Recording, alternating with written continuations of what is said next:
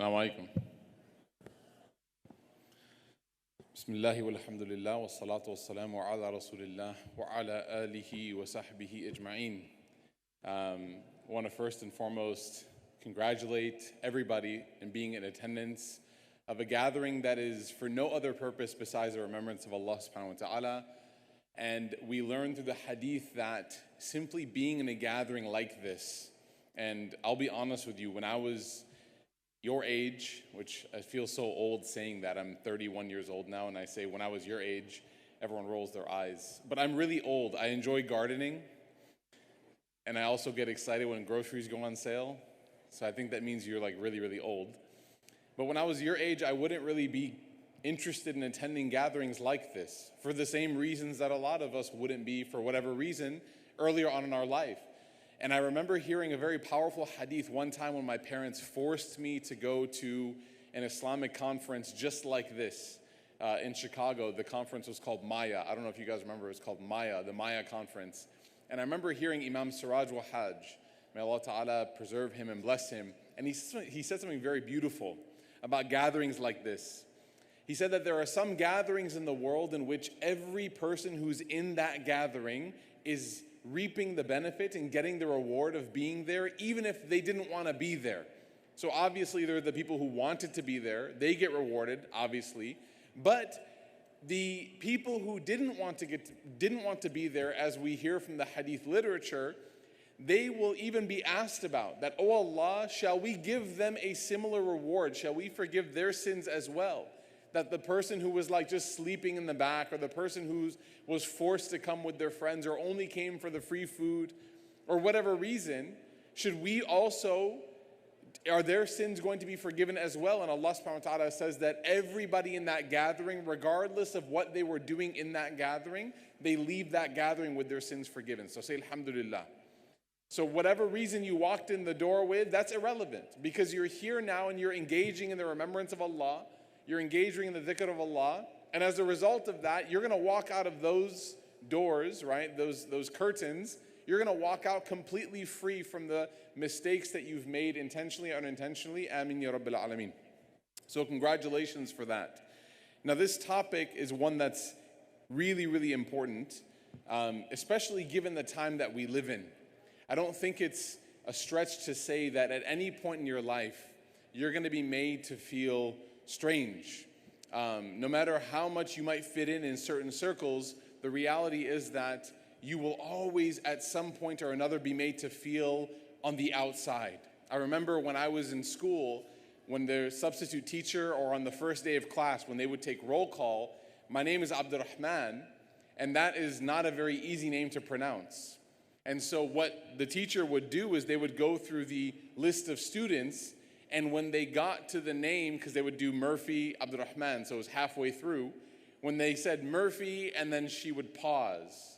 So she'd be like Mason, Alex, and you see here, and then you'd have like McCarthy, Kevin here, and then be Murphy, A.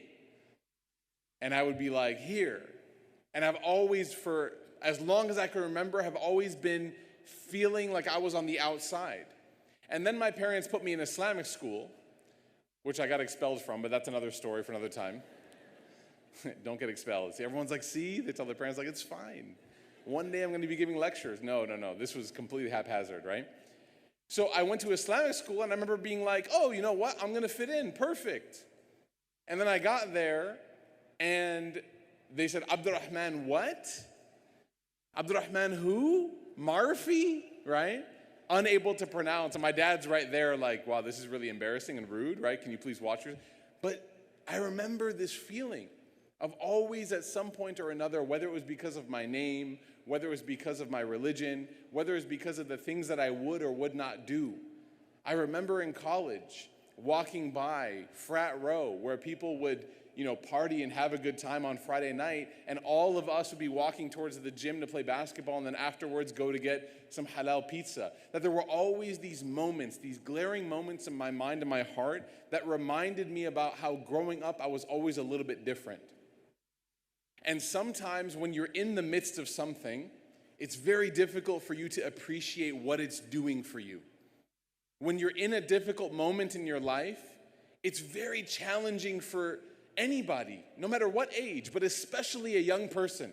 Because young people, your strength is that you are very passionate about the here and now, that you want to change things instantly. You cannot, you don't want to deal with seeing injustice or problems. You want to remedy them right away. And that's a very beautiful passion. But what that does sometimes on the scale of talent is it puts you on the side of passion so much that sometimes young people, when we're young, we lose that bit of wisdom on the other side. And so when we're going through a difficulty, we become so passionate about the challenge, trying to fix it or respond to it or repel it, that we don't take time to go on the other side of the scale and kind of zoom out of our life a little bit and ask ourselves, what is this doing for me? What has this done for me? What kind of person am I becoming? One of my favorite verses in the Quran is where Allah subhanahu wa ta'ala is talking to Musa, Kalim Allah, the one who spoke to Allah, Prophet Musa. I named my son after him. Subhanallah. And he describes to him all the difficulty that he went through. He tells him that, you were supposed to be killed, and you went through this difficult time where you had to escape as a fugitive. And then you had to, you got lost in the desert and you were a wayfarer. He details to him his entire life. Allah subhanahu wa ta'ala tells him that we were with you when you went through every moment of difficulty. And sometimes when we're going through tough times, people say to us what? Allah is with you. Don't worry, Allah is with you. La tahzan inna Allah ma'ana. But sometimes we almost feel like, you know what? Like, wala'idhu billah, like, I know, but kind of like ... I need something more. Like, when is Allah going to fix this? That's what one of the companions asked the Prophet ﷺ when he was being tortured. Khabbab ibn Arat, he went to the Prophet ﷺ and he said, Ya Rasulullah, when is the help of Allah going to come? So it's very normal sometimes to be going through difficulty and to be saying to yourself, like, when is this going to end? Mata rah, like, where's the rest going to be? The relaxation. And then he tells Musa something beautiful. At the end of his summary of his life, all the challenges he went through, he says, وَاسْتَنَعْتُكَ لِنَفْسِي. That everything you've been through, because remember, this was before Musa was given the responsibility of delivering the message to Fir'aun. This was before all of that. وَاسْتَنَعْتُكَ لِنَفْسِي. I've been preparing you for myself. That the job that you have to undertake now as a messenger of Allah, you would not have been able to do it successfully and effectively had you not gone through the difficulty in your life. Had you not gone through those moments. The Prophet Muhammad ﷺ, his life was filled with so much pain. You look at the early days of the Prophet ﷺ's life, he was born having never met his father. His mother passed away at a very early age. He had to live with his grandfather and then his uncle. And his uncle, Abu Talib, was not somebody that had a lot of wealth. And so times were very difficult. I remember one of my high school teachers told me this when my father got laid off. My dad got laid off when I was in my freshman year of high school. He used to work at a really big company, really secure job, right? Nothing secure except for Allah. Really secure job. And we used to just kind of like take that for granted. Then one day he comes home and the whole mood has changed in the home and no one knows why except for my mother. And she sits down and she tells us, because it obviously comes from his honor and his pride to provide for his family.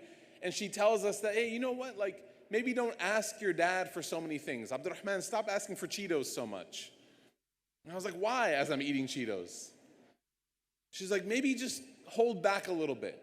Be patient with your father. Don't ask for so much. It's tough. And then eventually she told us what? That his job is letting him go. He's not going to have an income anymore. We have to wait until he finds a new job. All of these difficulties, subhanAllah. And then that, subhanAllah, was like the last moment that my dad ever had what we considered to be like that same kind of stability within his work. He became a consultant. He tried this, he tried that. And then he retired, alhamdulillah. And he came home one day and he told me, Abdurrahman, what do you like to eat? And I said, peanut butter and jelly. Why? You notice how I answered super quickly? That's how you know someone loves food. And I said, why? And he goes, because that's what we're going to get you for lunch from now on. There's not going to be any choices anymore. And I'm saying that as if I should get sympathy, but peanut butter and jelly is like the sandwich of kings, so it's amazing, right? And even then, you look at some of the people around the world and what they have to eat for lunch, or if they have anything to eat for lunch, and instantly you can't feel sorry for yourself anymore. But the reason why I'm telling you all this about my life is because in that moment, it was very easy for me to look to the sky and say, oh Allah, why? Why me? Why are so many people who don't believe in you? Why are so many people who don't believe in you? Why are they prosperous? Why do they get wealth and success and happiness and money and all this? Why? And Ya Allah, we worship you and we're being tested. It's easy for a person to go that route. But then you look at the life of your beloved Prophet Muhammad sallallahu alaihi wasallam, and you see that every single time you've been tested, you're in good company. Every single time Allah subhanahu wa ta'ala removed something from your life in order to increase you, you became a companion, so to speak, of the Prophet Muhammad sallallahu alaihi wasallam. And there's a beautiful hadith that talks about this. And so being someone who is in the midst of difficulty, whether it's social or emotional or spiritual, being one of these strangers, as the Prophet ﷺ called them, is something to take pride in and not to become upset with. It's something to be happy about. Why? Because the Prophet ﷺ said, and we'll quote the hadith now that the session was named after, and maybe the entire youth conference was named after, that Abu Hurairah radiallahu an, who was one of the close companions of the Prophet ﷺ, who he himself was kind of a stranger. He lived in the masjid of the Prophet ﷺ. He was not a man of much means. But because of his sacrifice, he's able to teach us a lot about the Prophet ﷺ. He gave up his own aspirations for business, entrepreneurship, whatever kind of aspirations he may have had for this world. He sacrificed them. Why? So he could study with the Prophet ﷺ. And he tells us in this hadith that the Prophet ﷺ said what? Bada'a al-Islamu ghariban. That Islam, it began as something gharib. Now the reason why I'm saying the word gharib and not strange is because we think of strange as being negative. But there's a beautiful translation of this word gharib that I never want you to forget. Are you ready? Yes or no? You ready? Yes or no? This translation is one of the most beautiful things. That the Prophet ﷺ said that Islam began as something gharib, and it will also return to being something that is gharib. So he said, good news and congratulations to those people who are strangers. Ghuraba, those people who have this sense of gharibness. Now, what does gharib mean? There's a scholar, beautifully he said, to be gharib is to not be home. He said it's when a person leaves their homeland and they move to a different place. Anyone here ever moved? You ever moved before? I moved from Chicago, the fourth holiest city in the world. Mecca, Medina, Jerusalem, Chicago, right? I know a lot of you here think it's Hyderabad. You're wrong. It's Chicago, right? Which is also Hyderabad. Plot twist. Okay. Subhanallah, I really underestimated how powerful it is to have a place that you identify in your heart as a place that you call home. And this is especially why when we think of the refugee crises across the world, it shouldn't just be something that we quickly scroll through to the next House of Highlights video or the next cat video or whatever. But we should stop and think to ourselves that these people, these children, these men and women that we're seeing, that we're calling refugee, what does that mean? It means that their home, their maskana, their place of tranquility, it was stolen away from them. And I never understood the value of this word maskana, of your home, the place that you live, which the Arabs called the place of tranquility, until I had to leave Chicago. And I remember, subhanAllah, the Prophet ﷺ, one hadith, very powerful, when he was leaving Mecca, and it was confirmed, final, like khalas, it was done. He's moving from Mecca and he's going to move to Medina. What does he do? He turns around and he faces the city of Mecca, and he has tears in his eyes. He's crying because this is his hometown. And he speaks to the city and he said, if I were not commanded to leave you, I would have never left you. If Allah did not tell me, if I was not instructed that I had to move, then I would have never left you. This is what it feels like to be home. Till this day, when I fly to Chicago and I'm landing, I feel this lump in my throat, in my chest. Why? Because of this emotional attachment to home. So this hadith, the Prophet ﷺ is saying that when you exist on this earth, in this dunya, as your belief gets higher, as your iman gets stronger, you're going to feel a little bit further away from home. You're not going to feel like this is your home. And I don't want you to go home, after this weekend and tell your parents, you're like, I'm never home, right? This isn't like a deep Twitter moment, like we're never home, quote me, right? Oh my God, 10 favorites, wow, look how popular. No, this is a really serious moment.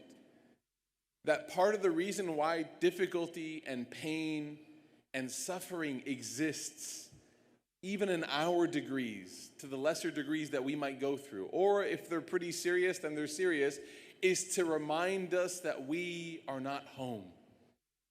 This is not our final destination. It's not where the beautiful soul that lies within us came from, and it is not the final home of where that soul will be. And so why would we invest everything that we have, our energy, our money, our emotion, our time, into a place that is not home?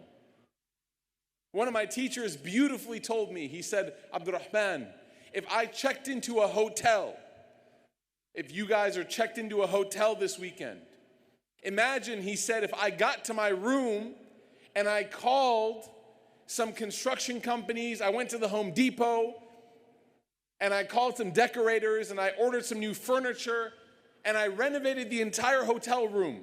Went from carpet to hardwood. We mounted the TV on the wall, new bathroom. He said, what would you think of me? And I said, Sheikh, that would be kind of pointless because you're only there for 1 or 2 days. And he said, exactly. He said, this is exactly how we are in this life. That in a comparison to our akhirah in Jannah, say inshallah, that this life is like that hotel room, 1 or 2 days. And so he said, you treat it nicely, you benefit from it. None of you go to the hotel and just sit there, I need to use the bathroom. Go, no, this is not my home. You benefit from it, you use it, it's a utility just like anything else. But you don't invest what makes you into that. You don't invest your whole being into that because it is not your home. Your home is in paradise. And the Prophet ﷺ would say this to people as they were going through intense difficulty, when he couldn't help them, when his hands were tied, so to speak, when he was speaking to Yasir and Sumayya and Yasir, radiallahu anhuma, the first two people who their lives were taken from them. They were killed because they were Muslim. And the Prophet ﷺ, as he's walking by them, they're being tortured in open in Mecca. He's walking by their torture, their pain, he's seeing it, and he starts to cry, and he says, Sabran ala Yasir. He says, persevere. Be patient and persevere, O family of Yasir. Why? فَإِنَّ الْمَوْعِدُكُمُ الْجَنَّةِ. That your eventual promised home is paradise. So this hadith and this idea of being gharib or from the ghuraba, this is from the idea of understanding where you belong. And what that does is it changes your entire perspective on everything. That you no longer feel the pressure to go which way the wind blows you. Why? Because the wind that is blowing you is artificial in the first place. That if everybody is dressing a certain way or talking a certain way or doing something, then that doesn't impact you. Why? Because that's not how you do it where you came from. That's how they do it here, but not where you came from. I was having a conversation with a college student recently in Dallas, and we were talking about dating. And everyone's like, huh? It's like the fatwa I've been waiting for? No.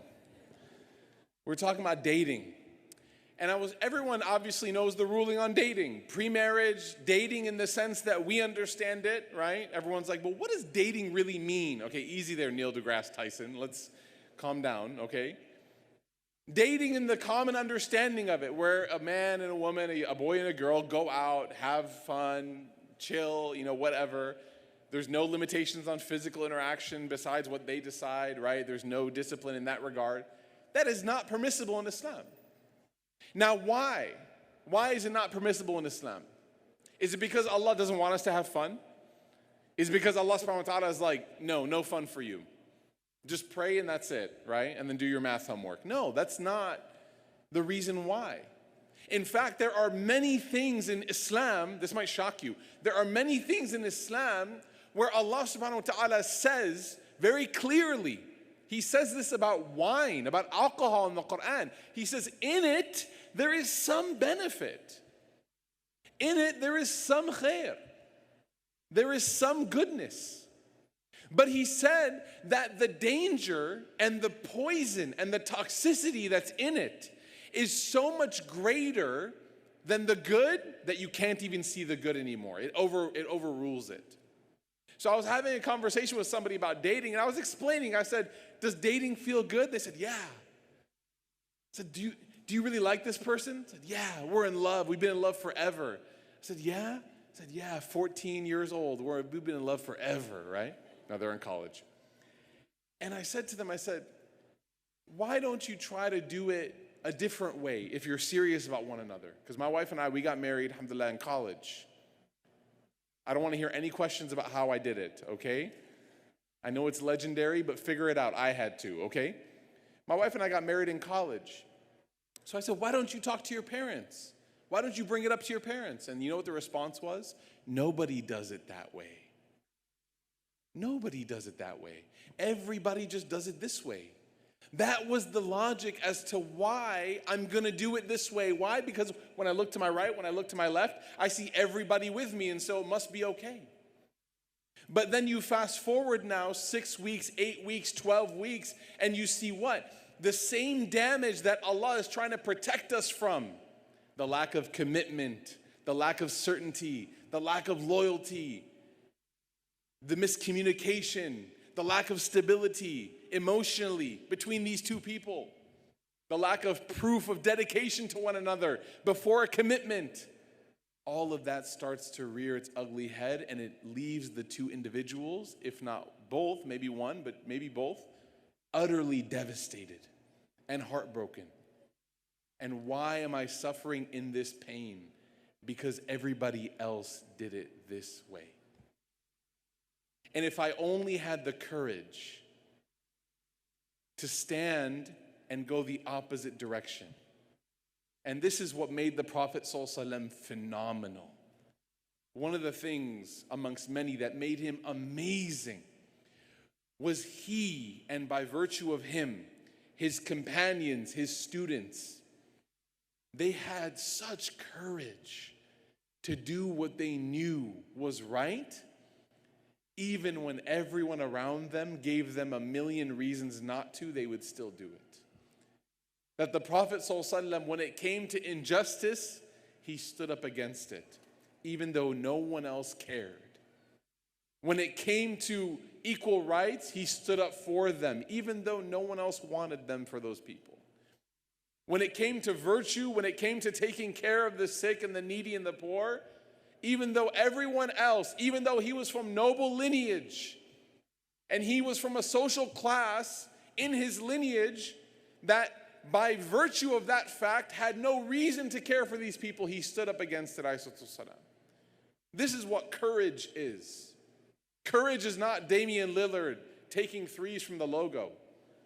Courage is the Prophet ﷺ taking Abdullah bin Maktoum radiyallahu an, a person who is blind, who cannot see, a person who is from a low social class. And I put my quotations up because I don't think we can comfortably say that about a companion. And he takes him and he makes him the mu'adhin, the person who's going to call the adhan for prayer, even though he does not have the ability to see where the sun is, which will tell him what time it is to pray. But he says, I don't care If this man doesn't have the ability to see, and you need to be able to see the sunset to know that it's Maghrib, I don't care. He's the mu'adhin. That's courage. Why? Because it was easy for everybody to look down upon him for that lack of an ability, that disability that he had. Courage is when the Prophet ﷺ stood for the rights of women. Courage is when the Prophet ﷺ stood and he prayed despite the fact that people were hurling insults and dead animals at him. That's what courage is. Courage is when you embrace being a stranger. It's when you say, I understand that I might look a little bit different, I might talk a little bit different, I might walk a little bit different, but Allah subhanahu wa ta'ala wants me to do this, and it's the least I could do for my Lord. That's what it means to be courageous. That's what it means to be a stranger. We ask Allah subhanahu wa ta'ala to give us the courage of the Prophet sallallahu alaihi wasallam. We ask Allah subhanahu wa ta'ala to make us people who we embrace this concept of being ghuraba. That we understand that we were not meant to be here forever. That we use this dunya exactly how we should to gain us pleasure with Allah. But we realize that one day we'll be going back home. We ask Allah subhanahu wa ta'ala to give us this tawfiq. And one thing that I want to add before I conclude my short talk and we get on to the better, more knowledgeable, and more incredible speakers that we have, Sheikh Muhammad Shinawi and Sheikh Abdel Nasser Jengda. That when a person has courage to do what's right, they also have to have the courage to do it in a beautiful way.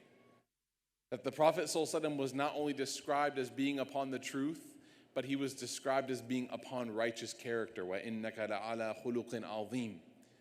Because a lot of times, when it comes to a person taking pride in their deen and trying to do things the right way, their tongue might become more sharp than it should be. And their words may become more hurtful than they ever should be. And as a result, they may end up pushing everybody away in the name of courage, but in reality it's just arrogance. So the Prophet ﷺ had the courage and ability to be gentle with people even when he was right and they were wrong. He had the ability to be loving and kind even when he was purely in the right. And so make sure that along with it, embracing this newfound understanding of what it means to be a stranger, that you make your strangerness beautiful to everybody else. That people see you and they don't feel strange about you, but they feel curious about what makes you tick, because it's such a beautiful thing to witness.